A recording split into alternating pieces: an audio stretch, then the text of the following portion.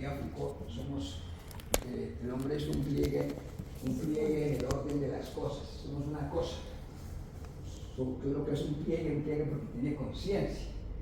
Pero la conciencia, ¿qué es? Es un modo de expresión de la materia. Es derivado, la conciencia existe porque hay cerebro, que es materia. Hay materia que se expresa de manera viva y que se llamaba materia inerte, que hoy algunos materialistas lo postulan como un materialismo vibrante o vitalista. Dirían que lo que está vivo es la materia. Ahora hay unas corrientes que dicen que lo que está vivo es la materia. Eso es lo que está vivo. Entonces ya un día habrá derechos de la materia, y la materia la postulan como algo incluso sensible. Hasta donde sabíamos, nosotros los sensibles somos los seres vivos. Entonces la materia es una de las formas de presentarse, la conciencia es una forma de presentarse la materia, y en el marxismo es una y la misma cosa, están unidos, no se pueden separar.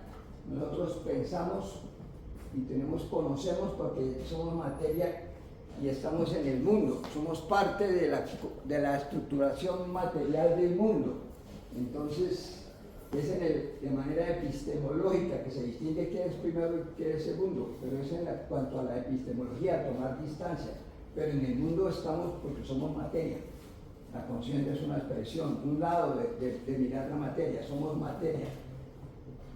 Somos parte del mundo material. Entonces, ese suprime el dualismo que venía en la historia de la filosofía desde los racionalistas y los empiristas, los materialistas propiamente dichos. En la filosofía antigua, pues allá se entiende que Platón era idealista y Aristóteles era materialista, en el sentido de que pues, Aristóteles le da más importancia pues, como sujeto, en el aspecto noceológico o de teoría de conocimiento, a las sensaciones y a lo externo, si se quiere. Y Platón pues postulaba la existencia de unas ideas eternas y que el idealismo era lo principal o lo absoluto. Y en cierta manera el idealismo creaba la expresión sensorial del mundo y la expresión material. El idealismo era lo primero. En esa dualidad que venía y que después en el Renacimiento se expresan en Descartes y todos los racionalistas, por un lado, y por el otro lado estaban los materialistas mecanicistas, que se expresó en el materialismo francés de dos filósofos. Pero el marxismo es heredero de ambos, porque el marxismo es heredero de la ilustración, o sea, del racionalismo, y es heredero de los filósofos materialistas de la ilustración, los franceses, que comandaron la irrupción de la Revolución Francesa. Y dejó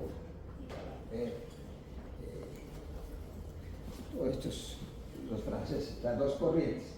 Entonces, el materialismo, para ir por el término, entonces materialismo, hay muchos materialismos. Hay el materialismo mecanicista, el materialismo fisicalista, postula que todo se puede reducir a la física. Todo tiene que expresarse en la física. La física lo es todo, la física como ciencia principal y como ciencia de todo como estudio de todo lo existente. El materialismo fisicalista, ahora hay una cosa que se llama materialismo cultural, que es toda esta corriente más o menos posmoderna que postula que todos son constructos sociales, todo es construido. En cierta manera no hay una esencialidad del mundo, no hay algo esencial, y no hay algo externo que se desarrolle independientemente de nosotros como sujetos, sino que somos nosotros los que creamos los constructos y los conceptos, y en ese sentido creamos hasta la materialidad.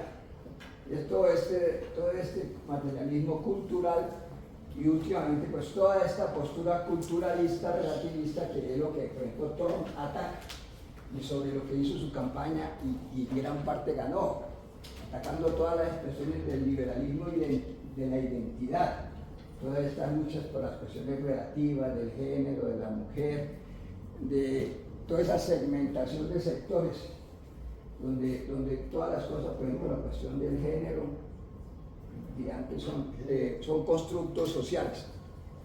Y hay mucho, todo eso que atacan los conservadores, porque estos relativistas llevaron la teoría del cambio y la teoría de la acción humana hasta el extremo de postular que todo el mundo son construcciones sociales, somos nosotros la subjetividad, la que de cierta manera prima a la hora de construir los conceptos, desde Foucault para adelante. Esos son todos ellos, ahí está Deleuze, todos estos filósofos franceses, materialistas pero culturales. El materialismo marxista es un materialismo que postula que el mundo, la existencia de la realidad objetivamente es externa a nosotros. Externa a nosotros en el sentido de que es externa a nosotros como sujetos. Y ya dijimos que el objeto y el sujeto están unidos. Y nosotros no somos parte de la naturaleza y de la materia. Pero cognitivamente el materialismo dialéctico postula eso, la realidad exterior a nosotros existe en sí misma y es dinámica. Es dinámica quiere decir que es dialéctica, para pasar al otro término. Lo dialéctico se opone a lo mecanicista, a lo estático, a lo metafísico. Dialéctico quiere decir que se mueve, que está en desarrollo. Pero esa parte que tú dices que es dialéctica, que está el sujeto y el objeto están implícitamente unidos. Sí, ¿Estaría marxismo, sí. en el marxismo es social o no es social? ¿Cómo así? Tú hablas de una filosofía social. Los seres humanos somos un constructo social y todo lo que tenemos es un constructo social. Sí, pero Pero esa filosofía marxista estaría dentro del constructo social o no estaría dentro de ese constructo. No, pero si decimos que no es un constructo social en el sentido de que se llama, por eso es constructivismo, en el sentido de que es el sujeto el que lo construye. ¿Sí? Las nociones son construidas por los sujetos, no tienen existencia objetiva en sí mismas. Desde Foucault para adelante las nociones son construidas, los conceptos se van construyendo históricamente. En el marxismo se construyó, y es un análisis ya en el otro acápite o capítulo del materialismo histórico. Pues sí, los conceptos son también construidos históricamente, pero tienen existencia objetiva exterior, real, esencial. Ese es el materialismo dialéctico. Y eso también es una discusión, pero el materialismo dialéctico postula la existencia objetiva de la realidad externamente al sujeto. ¿Sí? Los conceptos existen por sí mismos, tienen una materialidad allá afuera. No son solamente construcciones de los sujetos, no son históricamente inventados, son resultado de una objetividad exterior existente en sí misma. Entonces, ahí se resumen los dos conceptos. ¿Qué es el materialismo? Que postula la existencia objetiva de la realidad, objetiva. La realidad es existente en sí misma, hay una esencialidad. Y dialéctica en el sentido de que se mueve, se desarrolla y cambia. La realidad está en constante movimiento. Ya para hablar de si materialismo dialéctico es una cuestión, una filosofía. Pues el materialismo dialéctico tiene dos maneras de verse. Hay quienes entienden que, por ejemplo, la dialéctica, el materialismo dialéctico es solamente un método que se aplica para conocer el mundo. Se manejan esas categorías que Hegel descubrió, pero en Hegel también tenían existencia objetiva. Un debate sobre si Marx lo calumnió, porque Hegel era absolutamente idealista. No, Hegel lo que sí postulaba era que la historia se consumaba mediante los conceptos, pero que no dijo él que el hombre creara la realidad, ¿no? Pero sí, en ese sentido hay quienes piensan que el marxismo, el materialismo dialéctico es solo un método que se aplica al conocimiento de la realidad, pero que la realidad en sí misma no es dialéctica, ni se le puede adjudicar esa caracterización, que las leyes de la dialéctica no se derivan de la naturaleza,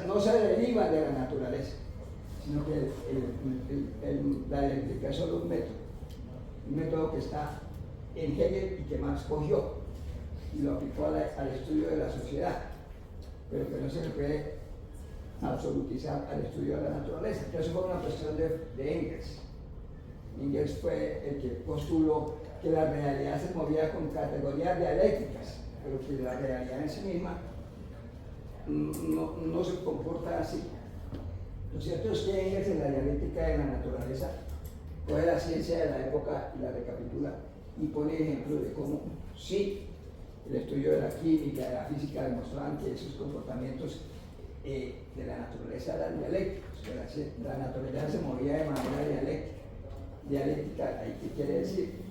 Que el mundo está hecho de transformaciones, que esas transformaciones en lo natural también se dan mediante el paso mediante el juego de las contradicciones, que la realidad es contradictoria en sí misma, y los procesos, todos los fenómenos tienen en su seno dos polos siempre, y son contradictorios. Entonces, eso genera el desarrollo, que la física, el cosmos, todo se mueve así desde hace 13.800 millones de años, que es lo que tiene el universo, 13.800 millones de años. Desde entonces, del Big Bang, todo funciona así, y la materia se mueve mediante el desarrollo a través de la lucha de sus contrarios. Entonces, no sé, pasaríamos de una vez a mirar cuáles son las leyes, qué es el materialismo. El materialismo dialéctico, entonces, en la definición engelsiana y leninista es la aplicación de la dialéctica, o ahí está la discusión, uno dice que es una filosofía, pero más, de cierta manera, pretendía acabar la filosofía. Es la aplicación del método dialéctico a la historia, a la naturaleza y a la sociedad. Ese es el materialismo dialéctico. La aplicación o el estudio de la naturaleza, la sociedad y el pensamiento a través del método dialéctico. Ese es el materialismo dialéctico. El estudio de la naturaleza, la sociedad y el pensamiento a través del método dialéctico, o la aplicación del método dialéctico al estudio de esos tres aspectos de la realidad o de la naturaleza en general. Que todo serían tres momentos, tres maneras de mirarlo: la naturaleza, la sociedad y el pensamiento. Y se estudian a través del método dialéctico.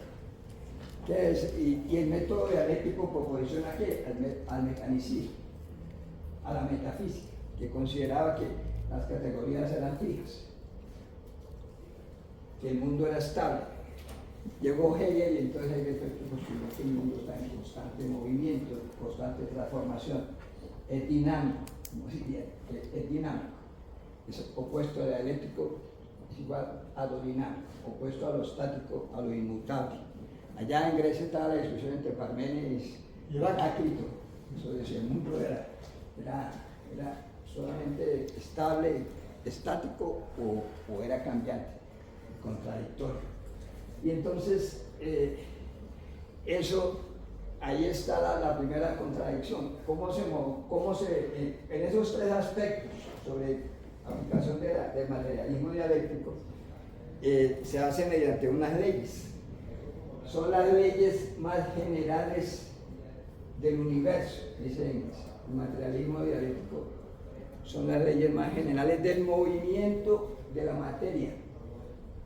La materia se mueve, está en constante cambio. Por eso también los conceptos se mueven, porque en esa concepción, que se llamó el diamato, dialéctica al materialismo en la Unión Soviética, que codificó Stalin, el diamato, el dialéctica al materialismo dialéctico, esa es la versión oficial de la Unión Soviética.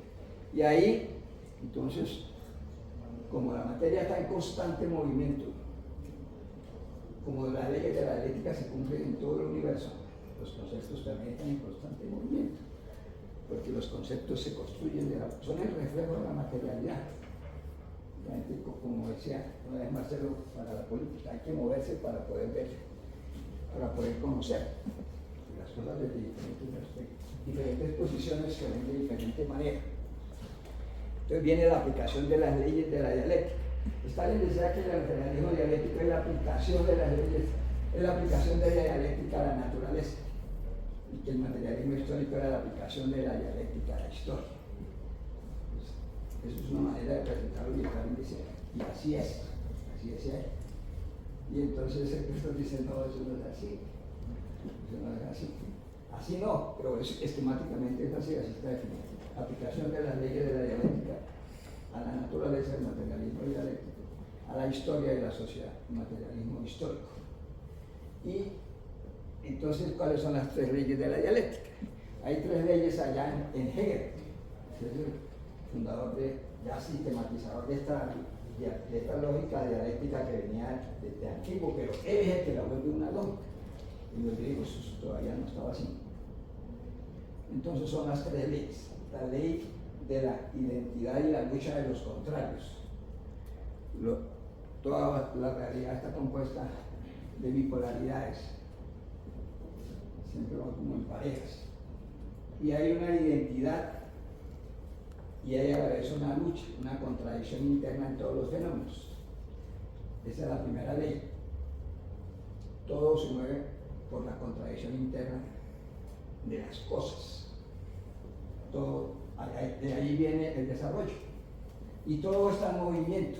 Y además, Engels lo demuestra con la física. La física eso es, todo está en constante movimiento. Él decía, la conciencia es producto de la materia, y un día, si se acaba aquí, aparecerá en otra parte del universo, en las estrellas, porque así como apareció aquí, puede aparecer en otra parte. Pues, únicamente la conciencia es el conocimiento de la materialidad del mundo, o sea, el conocimiento del hombre por sí mismo, como desde la materia encarnada, la conciencia. Esa es la primera ley, la unidad y la lucha de los contrarios. Todo es contradictorio y todo avanza y se desarrolla y se mueve a partir de contradicciones. Por eso hay movimiento. La segunda ley es la ley de la transformación de las cantidades en calidades. O sea, la transformación de lo cuantitativo en cualitativo. Una cosa se puede transformar en su contrario. Y se transforma a partir del desarrollo acumulativo de la cantidad, que en un momento dado, mediante un salto, pasa a ser algo distinto, algo diferente, otra categoría. Y en ese sentido es que se llama que la cantidad se transforma en calidad. O sea, la transformación de la cantidad en calidad. Un concepto también, los conceptos también se comportan así. Los conceptos son cambiantes, porque la realidad es cambiante en esta dependencia e interrelación entre la materia y la conciencia y el conocimiento. Los conceptos cambian y la materialidad también cambia. La ley de la transformación de la cantidad en cualidad se da en toda la naturaleza, y por eso también existe el desarrollo. Y la tercera ley es la ley de la negación, que está en Hegel. Son las tres leyes que postula Hegel. La transformación, la negación de la negación. ¿Qué quiere decir? Cuando uno piensa en algo o lo vuelve objeto de su reflexión o de su atención, lo está determinando. Es la primera determinación. Hay varias determinaciones. Uno centra su atención en algo y con eso lo determina. O sea, diciendo de una manera, lo delimita. Es una primera determinación. Hay múltiples determinaciones de las cosas. Esa primera determinación se sigue de otra después, que es cuando de pronto se pasa a considerarla en varios aspectos la cosa, el fenómeno. Y esa segunda determinación ya se está llevando a lo conceptual. Primero es atencional, perceptual, si se quiere, sentido común. El hecho de que estamos en el mundo, estamos vivos, conociendo. La segunda sería como pasar allá a lo conceptual. Y ahí queda establecida la determinación del objeto. Pero ese objeto, o ese fenómeno, para poderlo aprehender, para poderlo entender, toca, en cierta manera, negar. Y para que se dé el desarrollo tiene que negarse, si no se prepara el desarrollo. Tiene uno que mirar el otro aspecto de ese objeto, de ese fenómeno, y tiene que negarlo. Y tiene que negarlo conservando el lado positivo de ese fenómeno o de esa cosa. Un aspecto de lo que negó pervive en el nuevo concepto o en la nueva cosa. En la naturaleza sucede así. Se postula que la naturaleza se comporta interna de ese fenómeno o de esa cosa que ya nosotros habíamos determinado. Y al determinamos, habíamos negado la primera parte. Es una serie de negaciones. Si no se da la negación, no hay desarrollo. Por eso después habrá una discusión en el marxismo, porque Stalin y Mao no tienen la tercera, la negación de la negación. Engels sí. Y Engels y Marx sí, claro, porque Marx sí que estudió eso en Hegel. Marx fue filósofo antes, investigador social, científico. Esta es la última parte de Marx se considera científica, al punto que algunos lo consideran ya que se ha vuelto positivista, o ahí empezaron los desarrollos positivistas. Sobre todo Engels, el acusador de dar nacimiento a un marxismo positivista, o una rama, que Engels sabía de todo. Entonces, allí, en la exposición que hace Stalin del materialismo dialéctico y el materialismo histórico, uno considera la tercera ley, porque la tercera ley pues tiene que recoger de lo que se negó. Si vamos a negar la sociedad democrática burguesa, tenemos que conservar ahí los aspectos positivos de ella. Si vamos a negar el enemigo o el rival dentro del partido, pues toca considerar algo de ahí, para que haya desarrollo, que no se mata. Entonces, Mao postula es como ¿cómo se llama eso? Se le llama una vaina cósmica, el movimiento eterno de las contradicciones, a nivel cósmico, una contradicción cósmica. Siempre habrá contradicción y la lucha es incesante para Mao, es incesante, es permanente. O sea, lo principal es la ley de la contradicción. Eso es lo principal. En los tres momentos que tiene Hegel,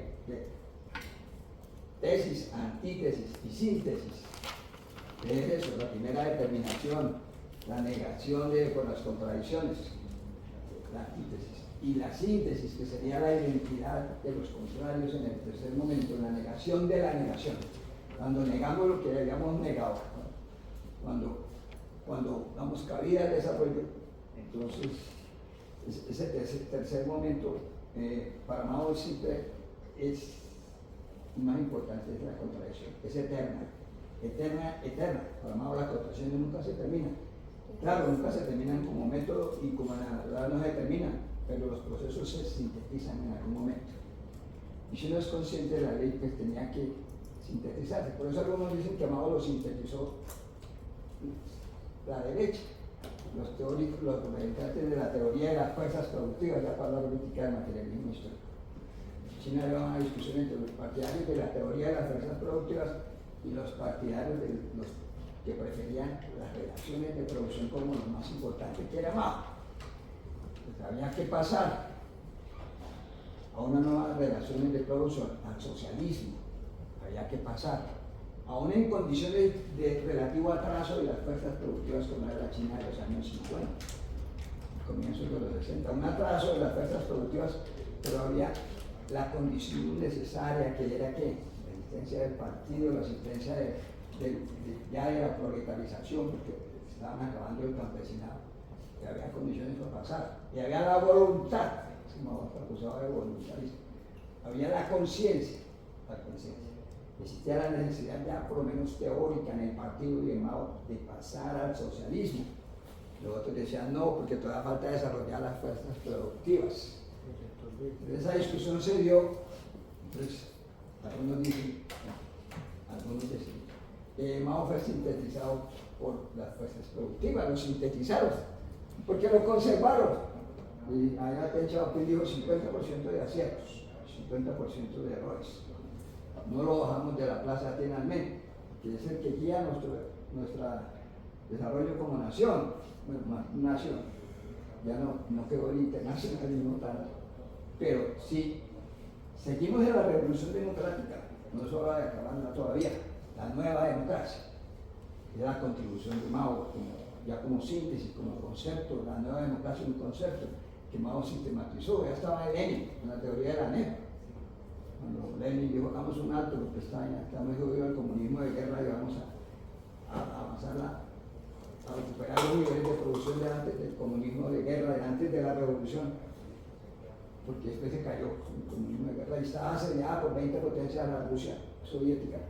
Hacer un alto, una tregua con la burguesía, y vamos a hacer una política económica de desarrollo, de inversión privada, de préstamos del exterior, todo eso. No acabar todavía el comercio y eso, aplazar la colectivización de la tierra. Todo eso era burgués, todo eso era democrático burgués, y era un progreso en relación con la Rusia feudal. Y ahí Mao después sistematizó eso. El socialismo también le toca hacer eso, solo que con el proletariado al mando. Por eso no todos, no Santos, no todo el que llega, no Petro, nadie, eso no es la revolución de nueva democracia. Porque la revolución de democracia es un concepto que necesita que el proletariado esté en el poder. Se realiza porque el proletariado está dirigiendo el proceso. Por eso revolución de nueva democracia. Vamos a desarrollar cuestiones burguesas dentro de la dirección del Partido Comunista y con la dirección de los trabajadores en el poder. No todas estas reformas son nueva democracia, ¿no? Entonces, no sé, Marcelo alguna vez habló por ahí ahora que estaba discutiendo sobre las cosas organizativas y la vaina de la primera parte de la teoría, que había una democracia de nuevo tipo. O sea, hay que ponerle otro nombre, porque esto de Petro, a algunos compañeros yo lo voy a decir que Santos era la nueva democracia. No, la democracia es una revolución, necesita el Estado obrero, necesita el proletariado en el poder, haciendo cosas burguesas, pero el proletariado, con un norte y un objetivo. Entonces ahí está toda la discusión sobre la tercera ley. Ahí se aplica la negación de la negación. ¿Puedo preguntar? Sí, claro. ¿Cómo? Tú dices que la tercera tesis es la negación de la negación, ¿verdad? Sí. Pero ¿cómo no caer o cómo rebatir el tema del revisionismo ahí? Porque una gente podría decir, eso es la tesis, ¿no? O sea, no dar todo por sentado, no categorizar todo y comenzar a revisar todo lo que teníamos para luego volver a crear una tesis y síntesis. Entonces, explícame eso. ¿Cómo así? Sí, se ha hablado del revisionismo. Se ha hablado del revisionismo, ¿cierto? Y tú dices que la última tesis. No, yo estoy hablando de lo que dice el libro. Por eso, esa es mi duda. Tú lo entiendes de pronto como O un poco sea, de revisionismo. claro, o sea, ¿en qué se diferencia esa negación de la negación, que es redefinir lo definido, versus el revisionismo? O sea, ¿qué los diferencia? No, es que el revisionismo pues, depende de cómo sea el concepto. El revisionismo fue un concepto histórico, es de que el marxismo en la Segunda Internacional pasó a decir que las condiciones históricas ya daban era para que se hiciera, se priorizara las reformas democráticas. Es decir, el revisionismo es una discusión en el seno del marxismo, básicamente con la Segunda Internacional, sobre cómo concebir la estrategia y la táctica del proletariado o de los partidos obreros. Frentaron a Jackowski y Lenin. Ellos preferían el parlamentarismo, la democracia esa, y en cierta manera un evolucionismo en la lucha por la emancipación del trabajo, que la base de todo esto es la lucha por la emancipación del trabajo, y con ella la sociedad entera. Ese es el objeto de ser marxista. Entonces estamos aquí porque queremos emancipar a toda la humanidad y al trabajo, solo que nos toca de acuerdo a las condiciones que le damos y en las que vivimos. Entonces estamos en la lucha burguesa ahorita, por las reformas, por los derechos, que nos toca así. Ella colocó, José, por ahí una vaina que decía el Partido Obrero, y no sé, ya me lo va a contar del chat del partido. El Partido Obrero, Partido del Trabajo de Bélgica, el único partido marxista que en Europa resiste al neoliberalismo. Y acá luego colocó en el chat negativa un hombre que se llama, no sé más que digo, ¿cuál marxismo? ¿Cuál trabajo? Y el marxismo es la supresión del trabajo y el marxismo es los obreros están en el poder. Entonces, ¿cuál derecho del trabajo si los obreros están en el poder? Los obreros no tienen patrón, es una huevonada.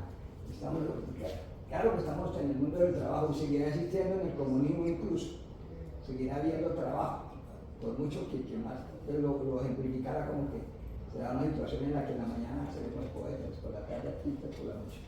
Pues porque el avance del intelecto general y de las fuerzas productivas va haciendo la reducción de la jornada laboral y va habiendo menos trabajo y menos creación de valor. Y así como vamos, pues si ya la inteligencia artificial y todo esto, ¿hasta dónde llegaremos que podemos vivir sin trabajar? Estrictamente hablando, pero no se puede vivir sin trabajo, porque esa es la dinámica de la sociedad. Entonces, marica, ese decía que cuál trabajo, cuál partido obrero, cuál partido marxista, ese partido del trabajo de Bélgica. No, claro. Entonces, en la discusión de la Segunda Internacional más o menos fue cómo se llegaba a la emancipación del trabajo. Entonces, de una manera más evolucionista o revolucionaria, seguía existiendo la posibilidad de los saltos revolucionarios y los quiebres. Como había venido una etapa de prosperidad en el capitalismo, después de la crisis de 1850, tal vez, que Marx después preveía que eso se iba a explotar ya en una crisis, la verdad que iba a venir la revolución mundial. Por eso Marx fue echado de todas partes en el 48, y Marx se fue para Londres, esperándola, y aún en Londres esperaba el estallido de la revolución. Como no sucedía, se puso a estudiar economía para perfeccionar lo que estaba haciendo desde 1841. Y ya en los años 50 después saca el famoso Grundrisse, los Grundrisse, los elementos fundamentales de la economía política. Y el primero ha sacado la construcción de la crítica de la economía política. Y en eso Grundrisse pues donde habla de la metodología, que en una parte más habló. Y eso nunca se publicó hasta 1932.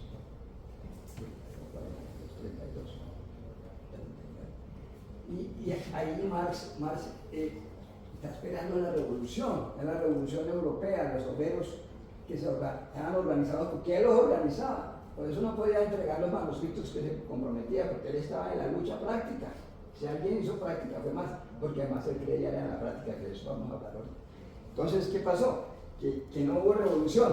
Así también en la Segunda Internacional se ponen a discutir, y como no venía la revolución, pues entonces se va adaptando el marxismo a una forma evolucionista de desarrollo. En ese sentido es que se habla del revisionismo. Pero claro, el revisionismo es todo revisar algo y darle paso a otra cosa. En ese sentido amplio, pues sí, es revisionista. Revisionista fue Stalin cuando hizo esa concepción del materialismo dialéctico de Marx y Engels. Lo reformuló, pues lo sintetizó porque a él le gustaba sintetizar para volverlo operativo. Pero revisionista es Mao de cierta manera, pero Mao es de la tradición leninista de la lucha. Pues, algunos historiadores más trotskistas, como Bill Dutcher, por ejemplo, ven en Mao una característica leninista. Es el problema de la lucha, de buscar las premisas para la lucha. Esa, bastante, el Mao existe. Es el aspecto revolucionario. Es eso lo que lo caracteriza. Pero sí, en ese sentido, pues en absoluto, pues ahí uno tiene que ir haciendo revisionismo para adaptarse a la realidad, haciendo revisionismo para poder sobrevivir. Así como las especies en la biología se adaptan, se transforman, uno tiene que ir adaptándose al mundo y construyendo unas categorías para sobrevivir, pero en sentido lato. Pero en sentido estricto, el revisionismo es una lucha, o es una lucha entre los que postulan cierta obsolescencia del marxismo, o cierta necesidad de dar cambios, pero cambios que van cambiando la estructura. Entonces eso sí es revisionista, estrictamente hablando, filosóficamente hablando. Soy revisionista, pues cambiar como la esencia de la cosa, del marxismo, como fenómeno histórico, filosofía. Marxismo es una filosofía de la praxis, llaman los seguidores de Adolfo Sánchez, los que estudian los neurancianos, la filosofía de la praxis, la acción en movimiento. Esa es la filosofía, la construcción de conceptos totales del trabajo. Entonces, eso es, esa es la tercera ley, la ley de la negación. Una puntita pequeñito, yo creo que eso que destacas es bien importante en el sentido que Mao lo que hace es desarrollar la teoría y la práctica política del marxismo a las necesidades concretas de un país, como lo denominaba semifeudal y neocolonial, ¿no? En un país donde la clase obrera, justamente vanguardia de la revolución socialista, pues era un millón de pobladores y en general casi eran 500 millones de campesinos en las condiciones más atrasadas de producción, ¿no? Interesante también los planteamientos que hace Pierre Vilar, de la Escuela de los Anales, marxista también, o Perry Anderson, que señala que el marxismo es una ciencia de construcción, ¿no? Que la Casa Toledo también uno de los grandes sociólogos laborales de América Latina y del mundo, tuvo en la Libia hace unos años y murió hace poquito, señalaba pues que el marxismo, tanto que hemos dicho siempre, ¿no? Es común, excusan que era tan elemental y tan básico, ¿no? El marxismo no es un dogma, ¿no? Es un recetario, ¿no? Es una trata que se construye en el marco de un método que se aplica a la realidad, ¿no? En ese sentido, pues tocaría seguir valorando un poco el valor, la importancia de la dialéctica del marxismo histórico para entender el mundo, ¿no? Y para poder hacer investigación social, ¿no? Investigación concreta, en la historia, la econometría, la economía política, ¿no? Y la dialéctica del marxismo nos sirve para eso, ¿no? Seguramente tendríamos que avanzar a futuro, bueno, cómo desde materialismo histórico concretamos un proyecto de investigación a nivel, por ejemplo, de los movimientos de mujeres en Colombia, una perspectiva histórica siglo XX, ¿no? Bueno, sí, entonces, vamos para terminar el apartado de la dialéctica, del materialismo dialéctico, toda esta discusión sobre las condiciones básicas para considerarse materialista. Somos materialistas en ese sentido, y dialécticos en el sentido de que defendemos la visión de que la sociedad y la naturaleza están en constante cambio. Entonces dice que el materialismo dialéctico no solamente expresa el movimiento conceptual, sino también la esencia del fenómeno de la naturaleza. Entonces, claro, los aspectos. Algunos marxistas no, la escuela de Frankfurt, ellos, la dialéctica es el método. Tienen la naturaleza, tiene otra manera de estudiarse, las ciencias particulares y la física. Pero no hay más, la dialéctica es para la lucha conceptual. Pero lo clásico es que la materialismo dialéctico expresa tanto la dinámica, el comportamiento de la naturaleza en sí, como de los conceptos. Eso es. Y la lógica, ahí está la lógica formal, que es la que nació de Aristóteles, donde están los tres principios, los cuatro principios. La identidad, cada cosa es lo que es. El principio de no contradicción, una cosa es o no es, pero nada más cosas da tiempo. Esa es la lógica formal. El principio de tercero excluido, ¿no? Una cosa es o es una cosa o es otra, pero no hay una. La nueva elección, lo va a hacer yo, ¿no? Pero hay que hacer las reformas, lo que hacemos. Ahora que hablando ahí en la posición del nuevo ministro de Hacienda y de la canciller Sarabia y de Jorge Rojas, en el CAPE, le echó un discurso ahí, habla del internacionalismo nuevo, que es la lucha por el ambiente, por la vida y la defensa de la democracia a nivel global. Ese discurso que es clave sobre qué forma toma ahora las contradicciones. Ese es el Petro dialéctico. Petro dice, vamos para allá. Entonces la línea ahí. Para eso que sirve la dialéctica. Para poder ver qué es lo que hay que hacer en ese tema. Lenin decía que la dialéctica, la lógica dialéctica es la expresión, es el análisis concreto de la situación concreta. Entonces, todo este aparato conceptual se dirige a buscar las concreciones. ¿Qué son las concreciones? La expresión en lo real de algo o de un concepto. Eso es una vaina concreta. Cuando se aplica el conocimiento o una categoría, un concepto, un fenómeno, se está buscando una primera concreción. Un filósofo de la escuela de Frankfurt, Alfred Schmidt, el libro ese de la dialéctica, ese de Carrego, sí. El otro es el concepto de naturaleza de Marx. Él habla de la pseudoconcreción. La pseudoconcreción es la primera presentación que se hace de la realidad. O sea, la representación es una pseudo-concreción. Uno pone la atención allí y así ve, habla de un fenómeno, pero no lo estudia. Eso es una pseudo-concreción, una representación. ¿Cómo se rompe la pseudo-concreción? Mediante la reflexión y la consideración dialéctica de las cosas por sus diferentes aspectos. Ahí pasamos ya al concepto y a hacer ciencia. Esa es la diferencia entre la ciencia y la expresión de la vida del sentido común, que no es científico. La expresión ideológica sería la primera representación y las pseudoconcreciones. Cuando no hemos llegado todavía a una vaina concreta, una concreción, pues eso sería todavía ideológico. La discusión era sobre qué es ideología en el marxismo y los textos. ¿Qué es lo ideológico? Lo ideológico son las representaciones, son la superestructura, las categorías del materialismo histórico. ¿Qué es el materialismo histórico? El estudio que hizo Marx, vamos a decir que es primero que lo dialéctico en Marx. Y entonces el materialismo dialéctico sería la aplicación de lo histórico a la naturaleza. Y no como se dice que sería la aplicación de la dialéctica a la historia de la materialismo histórico. Marx empezó estudiando ya, cuando se encontró con Engels, que le enseñó primero los estudios económicos, la participación de la clase obrera en Inglaterra y eso. Y terminó siendo un gran economista. Y Marx construye esas categorías que son el trabajo.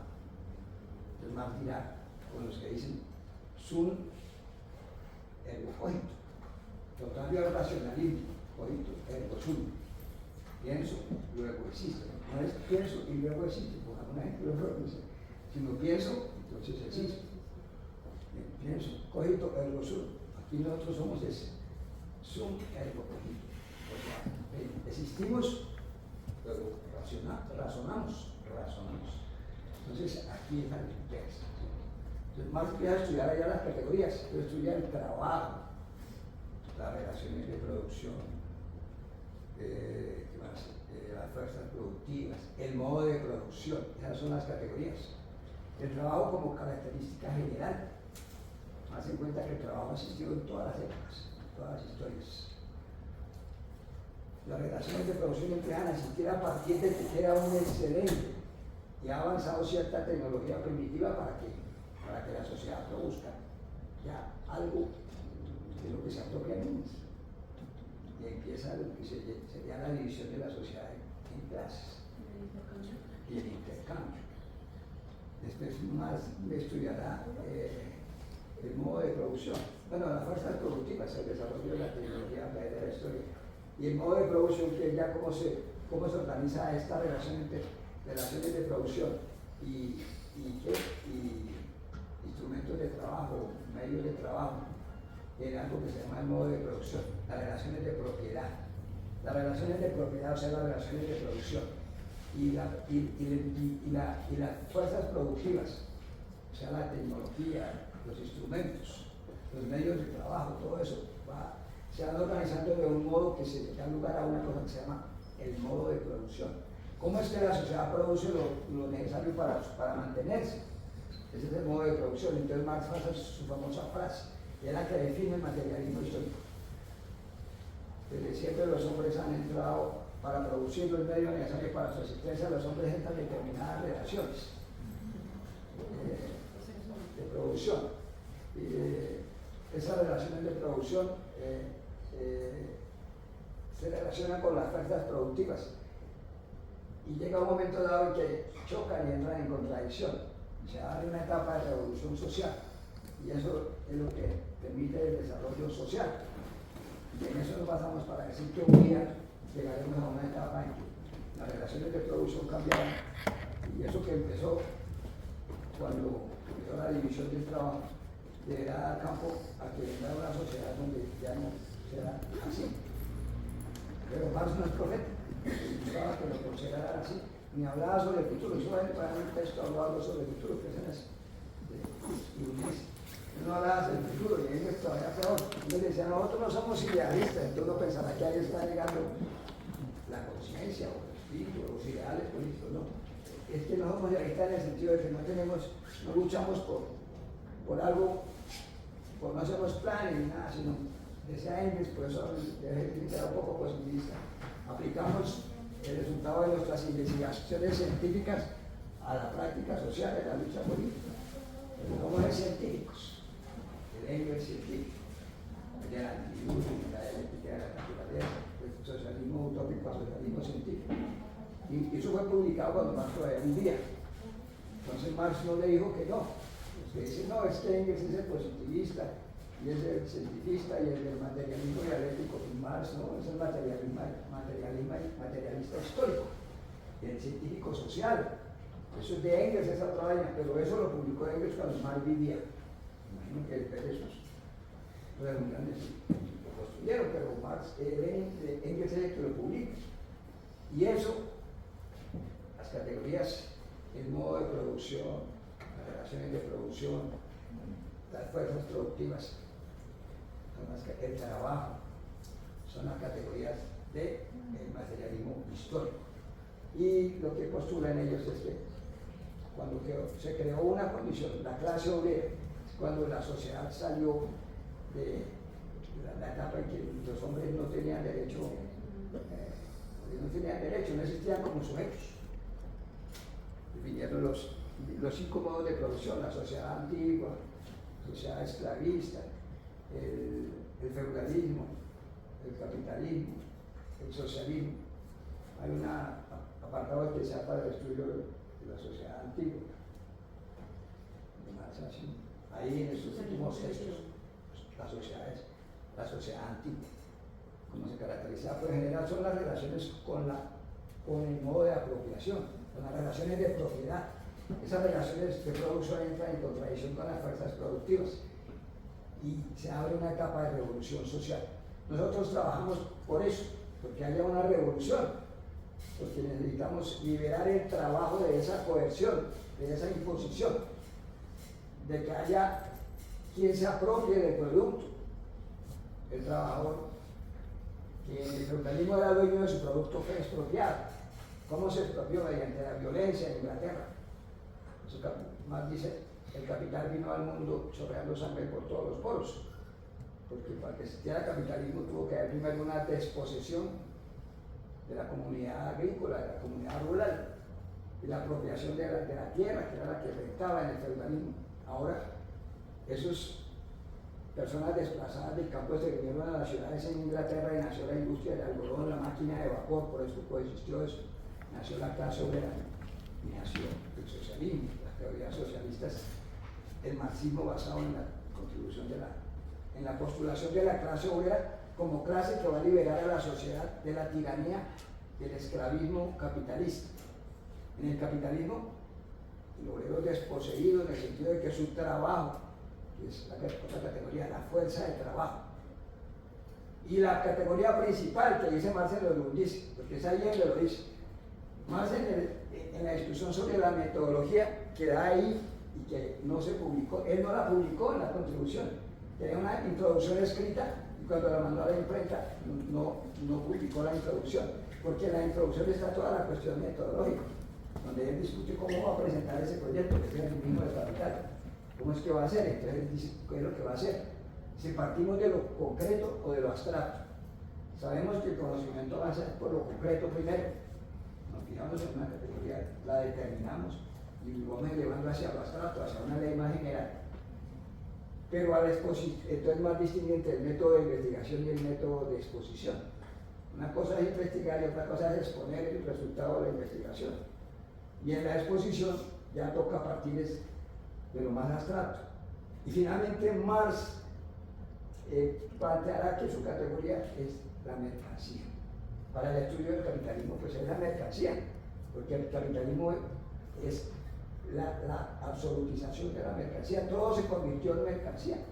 Se producen las cosas que tenían un valor de uso en el feudalismo y en todos los sistemas anteriores. Uno producía para consumir, lo que producía era de uno se apropiaba del producto. Ese valor de uso va cambiando a darle prioridad al valor de cambio. Entonces, en el capitalismo, todas las cosas se hacen para el cambio. Las cosas tienen su valor, es por el cambio. Hasta el punto en que la gente llega a entender que lo principal, que realmente lo que existe es el cambio. no la producción para la existencia, el valor de uso. Si llega hasta, eso es lo que llama la fetichización de la mercancía, donde todo se absolutiza y todo es mercancía, pues hasta el punto de hoy que todo es mercancía, absolutamente todo. Las pensiones de los viejitos. Sí, todo, hasta los derechos, todo se volvió mercancía, pero los derechos, los servicios, todo se volvió mercancía, todo se comercializa. Esa es la categoría que privilegia Marx y que dice ahí en la estudio de la metodología. Por ahí partimos, vamos a estudiar la mercancía.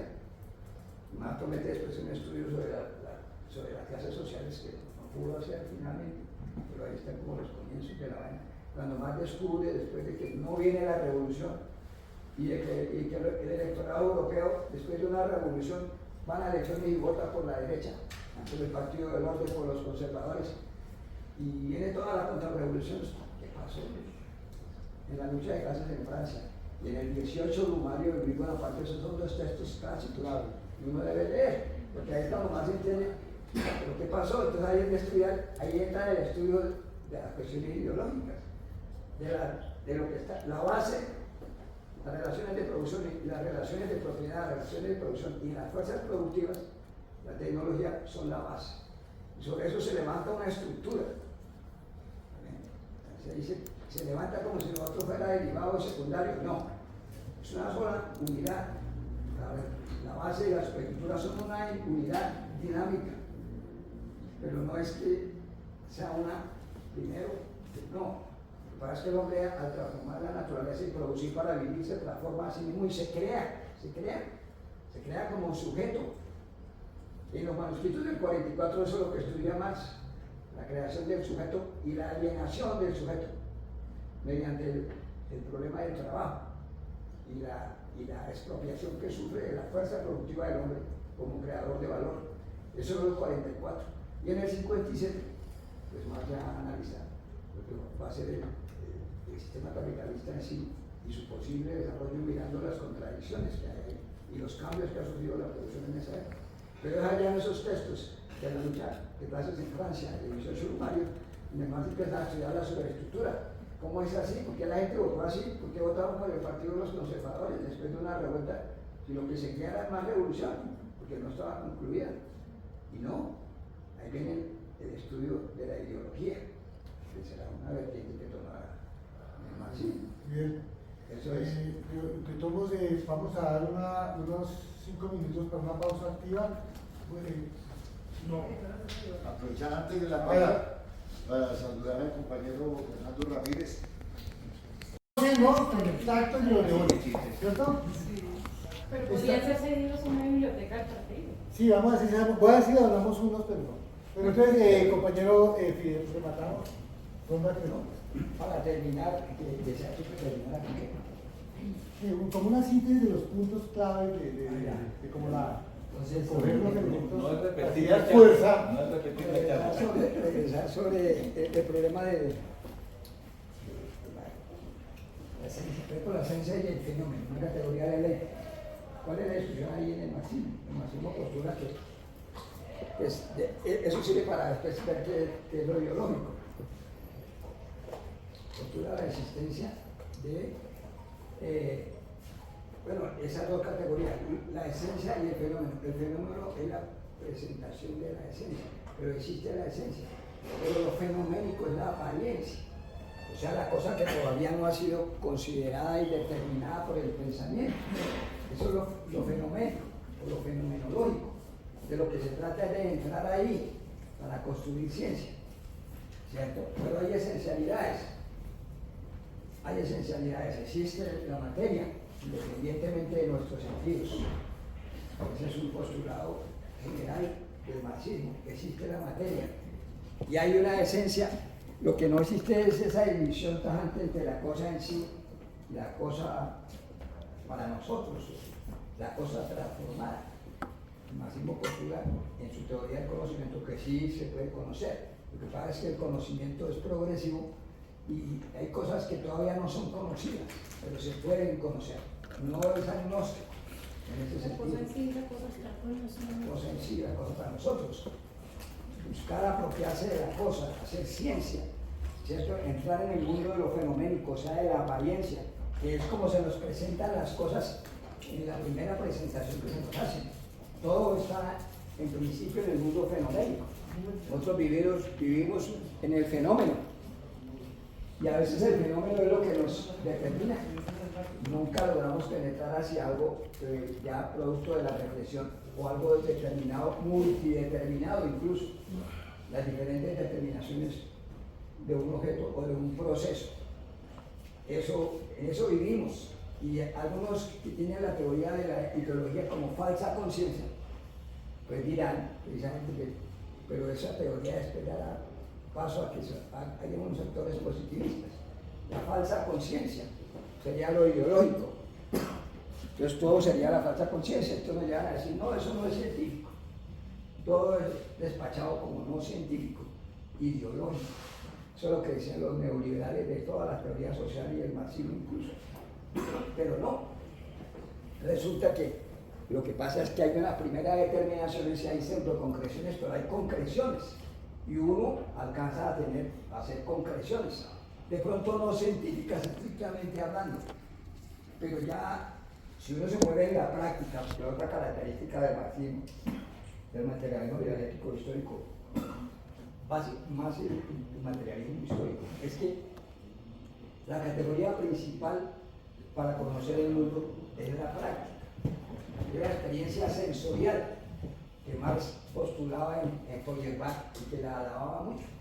Ese fue el gran paso de Feuerbach, pero siguió siendo mecanicista, no había descubierto la dialéctica. Y el marxismo es esa ciencia, esa aproximación corpórea a la naturaleza mediante la acción, es lo principal para Marx. Marx era el teórico de la acción.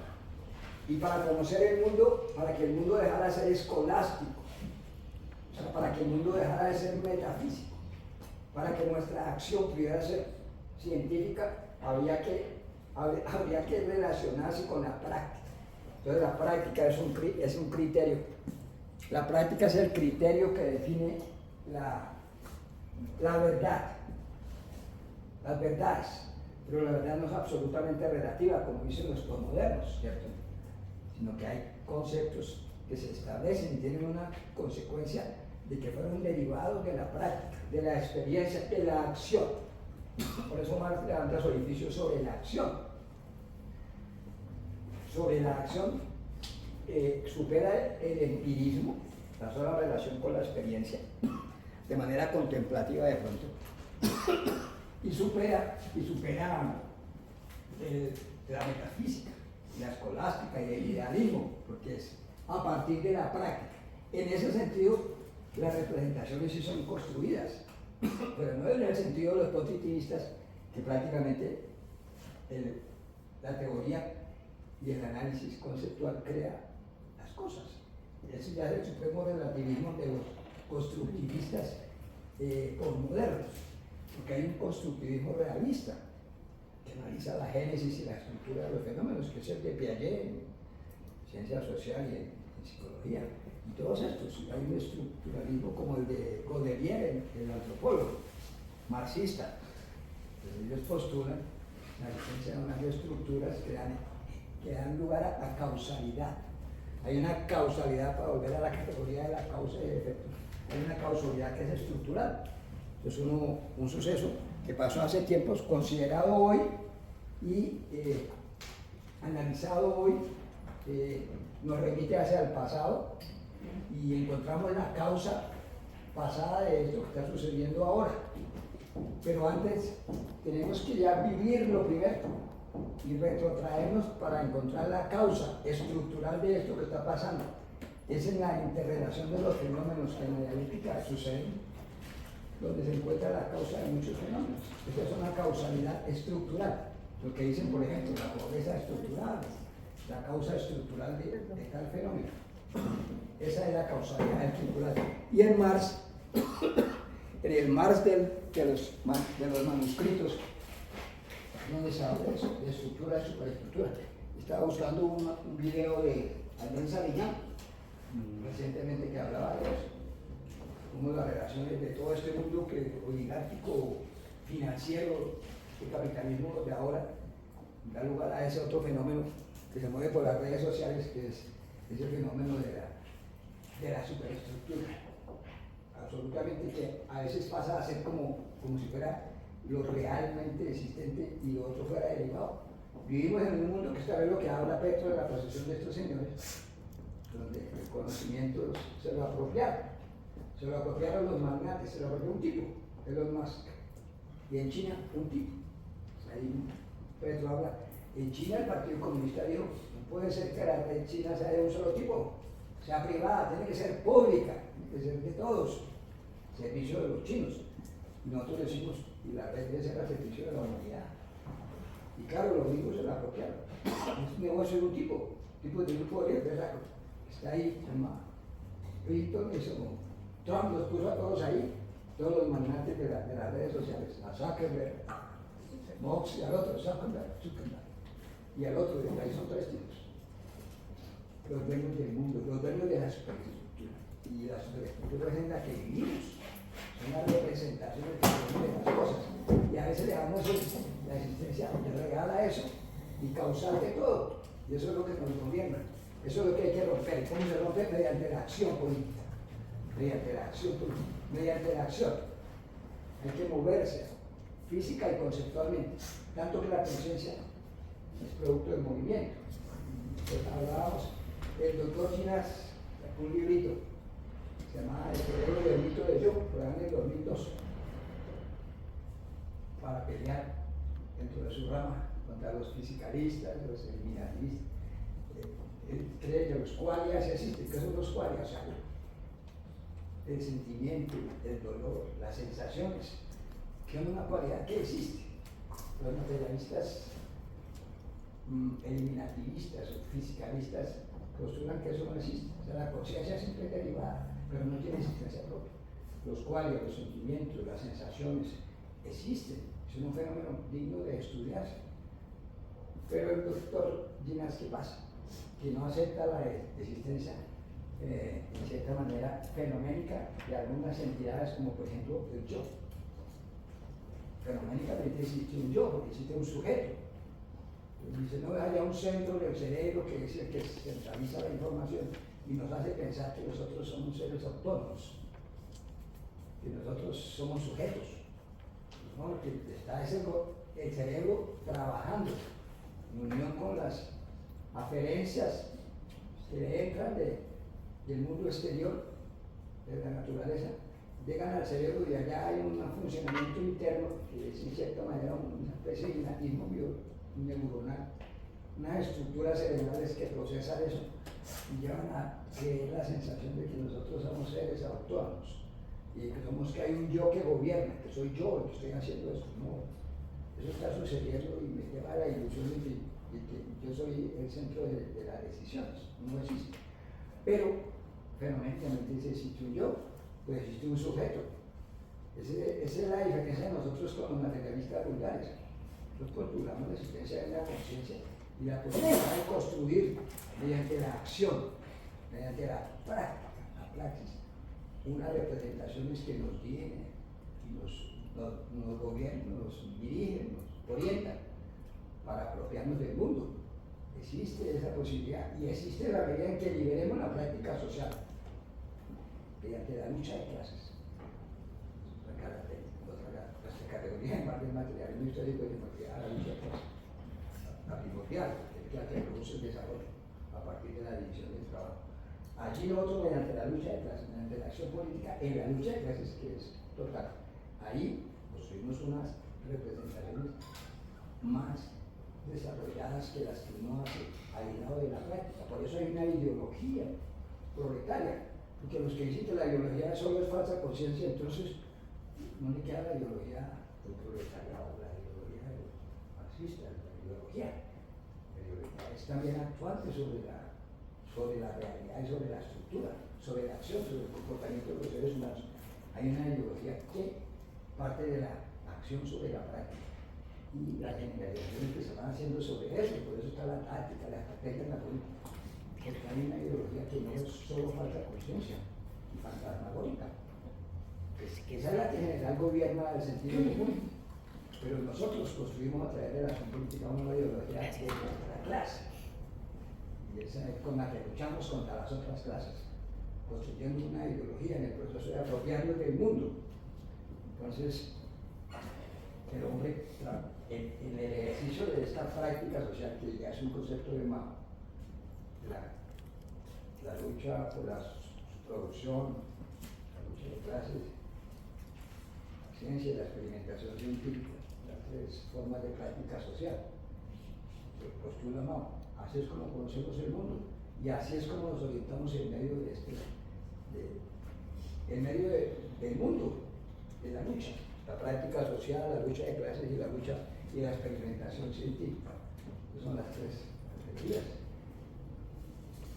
Y finalmente, ahí, precisamente para mirar las características y las diferencias con otros materialismos, entonces nosotros sí postulamos la existencia, ¿cierto?, de una conciencia. No es que esto sea todo así y que nosotros somos solo reflejos como llama eso, como abejas, pues, como insectos alrededor de un bombillo ahí. No, existe ciertamente una inconsciencia, por eso postuló Freud, que era materialista. Hay una inconsciencia en la que se vive en general. Y esa inconsciencia pues, es producto de la vida cotidiana, pero se llegan a construir estructuras conscientes, que es producto de un proceso. Y en ese sentido sí hay un constructivismo que uno hace, constructivismo social, pero dependiendo de la acción humana, de la práctica social y los conceptos que se construyen son existentes en realidad, tienen una existencia en sí mismos, son fenómenos reales.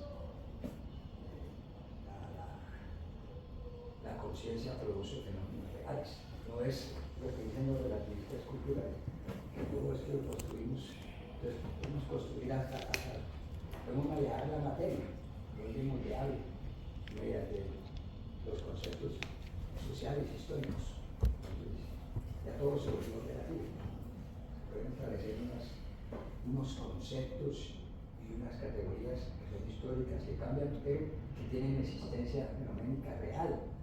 No son solo apariencia.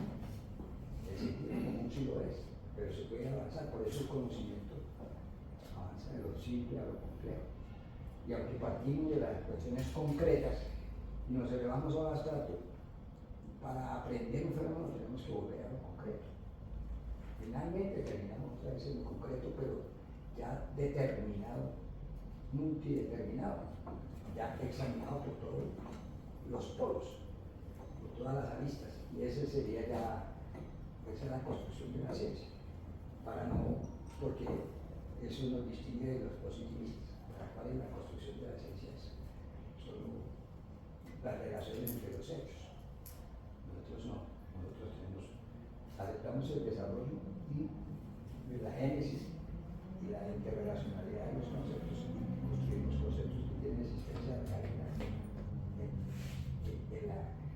que son reales, ¿cierto? En ese sentido nos diferenciamos de los otros. Y habría que mirar hacia el final qué es lo que, para dónde nosotros vamos. Nosotros seguimos, el marxismo es actual, no pasó de moda. El materialismo dialéctico ya no lo consideran muchos, pero sigue estando presente ahí como la manera de entender el mundo más científica, más acorde con el desarrollo de las ciencias. Por eso el materialismo dialéctico va cambiando a medida que van cambiando las ciencias. El postulado Engels allá en la dialéctica de la naturaleza, estudió toda la ciencia de la época. Por eso Marx decía que era el hombre más culto de Europa. Toda la ciencia de la época se la estudió para escribir esos libros: socialismo utópico, socialismo científico, la dialéctica de la naturaleza y el equilibrio. Esos libros, a partir de la ciencia, vamos construyendo más conceptos que había conseguido que buscamos. La emancipación del trabajo. ¿Y cómo se expresa eso cada día? Pero de distinta manera a medida que van cambiando las circunstancias. Entonces hoy es la lucha por la democracia. Ya vimos con Petro nos lleva a luchar a nivel global, dice ya no solo nacional. Tenemos que luchar por la humanidad, se pone de primero ahí, para contribuir. por el cambio climático, por la lucha por la democracia. La oligarquía, la burguesía elitista, financiera, viola la ley todos los días, que ellos mismos se inventaron. Es lo que decíamos que era en una época. Y está en el 18 Brumario y en la lucha de clases en Francia. La burguesía llega al día que la ley misma suya no le sirve, pero la viola constantemente para sobrevivir. Y nosotros la cogemos y la hacemos propia. Nosotros luchamos por los derechos democráticos, porque esos nos garantizan una forma de afincarnos, una palanca para seguir luchando por la liberación del trabajo y de la humanidad. Hoy que ya el conocimiento se ha desarrollado tanto que estamos, la vaina de la inteligencia artificial que dice, pero hay que apropiarse de eso, no dejársela a esos tipos. Se llamaban, diremos, porque si no vamos a ser caos a la destrucción, porque esa oligarquía quiere apropiarse del desarrollo de las fuerzas productivas para ellos solos. Los marxistas queremos apropiarnos del desarrollo de las fuerzas productivas para el bien de toda la humanidad. Y llegará una época en que se acabe la esclavitud asalariada, o sea, la supresión de la mercancía como característica principal del capitalismo. Allí haremos una transición hacia otro estado de desarrollo, que más no los postulaba necesariamente consecuentes. Se podía volver de un estado a uno anterior peor. No hay una direccionalidad única, o lo que llaman la teleología, que las cosas tengan que desarrollarse obligatoriamente así en ese orden de cosas, sino se puede volver a estados peores que lo que había, que es lo que pasó allá en la Francia de los 50 hasta los 70, y lo que puede pasar aquí en el 26, se puede volver a estados pasados, y en general en los modos de producción también. Pues estábamos en China, el socialismo, y resultamos en la revolución capitalista más desenfrenada, que es lo que hizo el Partido Comunista Chino desde el año 78, exactamente el 80. La tercera sesión plenaria del 11º Comité Central. En la tercera sesión plenaria del 11º Comité Central, los chinos lo supieron meterse por la revolución capitalista. Abrir zonas especiales donde no se cumplía la ley laboral, explotación desenfrenada de los trabajadores, supresión del derecho de exportaciones, maquilas, no cuánta vaina, para desarrollar el comercio, la producción, la exportación, la acumulación, más acumulación. Ahora están aplicando la tuerca a burgueros, tienen que regularlo. Lo que decía el Chichipín, el dueño de la China. Está mal que sea un solo tipo, el tipo es el dueño de eso, pero ellos propusieron que hubiera ricos. El lema de la tercera opinión era enriquecerse es bueno. Enriquecerse es bueno. Enriqueceros por turnos. Entonces se abrió la revolución capitalista después de que estábamos en el socialismo. Obvio, para allá con el gran salto adelante. Todas las catástrofes que hubo, la ruptura de relaciones con la Unión Soviética, sucedió lo que pasó allá en China. Pero la postura de Mao era llegar al socialismo, ¿no? Y eso tenía un nombre, la comuna popular. Eso es muy bonito, que en cada pueblo la gente tuviera su hospital, todo fuera autosuficiente. Como el librito ese, creo que se llama Chumpito, un pelado, lo pequeño es hermoso, donde todo se trabaja, es un comunismo de los pueblos pequeños, de las ciudades pequeñas. Allá la comuna popular era eso. La sociedad misma decidía cuál era el plan de producción, cómo se distribuía la ganancia, cuánto se le pagaba a los trabajadores. Ellos hacían economía por ellos mismos. No es cuando el Estado les dice, no, a ustedes no les va a pagar como tal. Todo el grano de maíz o de trigo tiene que entregarlo. Necesitamos comprar armas. Y Mao tuvo que hacerlo para comprar las armas que le dieran autonomía. Eso es lo que dice Zizek, el filósofo del gobierno, analizando el maoísmo. Digo, el costo de la independencia de Mao fue eso. El costo de producir toda esa colectivización y requisar a todo el mundo, requisarle la cosecha a todo el mundo, coger la economía campesina y ponerla al servicio de la industrialización al precio más alto, pero era para buscar la autonomía. Por eso dice Zizek, no se puede comparar a Mao con Hitler, con ninguno de esos, y sí hubo algunas y todo eso, pero ese no era el objetivo de esa política. En cambio, en el fascismo, el objetivo sí es exterminar a la gente. Lo otro era una consecuencia de la voluntad de dar un paso de cualidad, un salto cualitativo, pasar de la China atrasada, del país atrasado, dependiente, porque la dependencia tiene que ver con el desarrollo material. El que tiene la plata pone las condiciones, por eso hoy China ya puede hablar más duro, pero en ese entonces la angustia de Mao era conseguir la autonomía, y el precio fue pues, toda esa muerte de tantos chinos, campesinos, que sí se murieron, no nos replicaron. Tampoco es olímpicamente sí se murieron, pero fue producto de un objetivo histórico de lograr la autonomía. Y a eso convocó a los chinos, y hubo una lucha para ver quiénes respondían sí y quiénes respondían no. Y eso fue la revolución cultural. Lo que pasa es que la revolución cultural fue una revuelta como en la cúpula, los estudiantes y una parte del partido. Pero ahí Mao no dominaba todo el partido, no tenía el poder total, tenía que negociar. Entonces había etapas de la revolución cultural, se estancaban, volvían a atacar, retrocedían y finalmente pues se quedó en el poder, fue el otro bando. No se ganó esa lucha.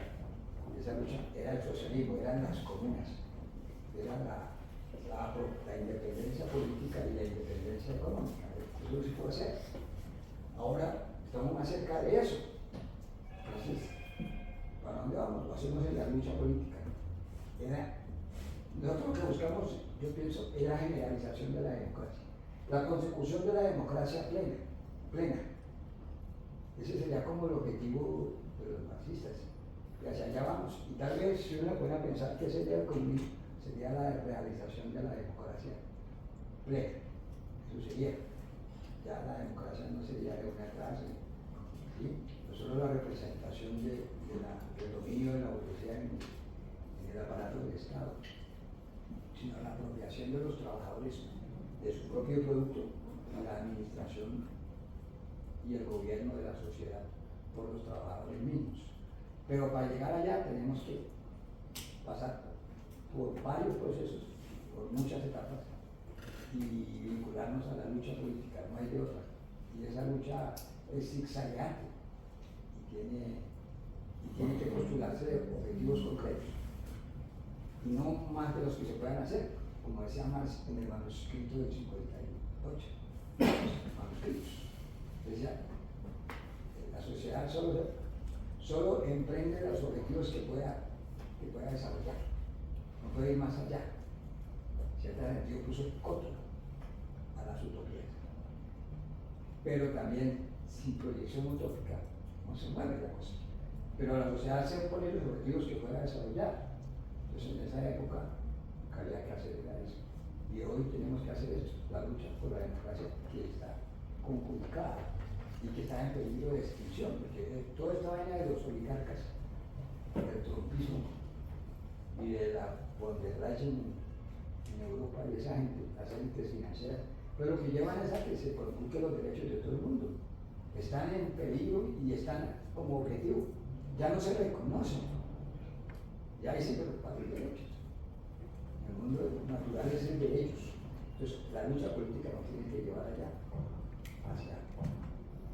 hacia postular la generalización de los derechos. Y en cierta manera a veces a mantener los derechos, porque no hay otra forma de progresar. Yo termino ahí, si hay preguntas o algo.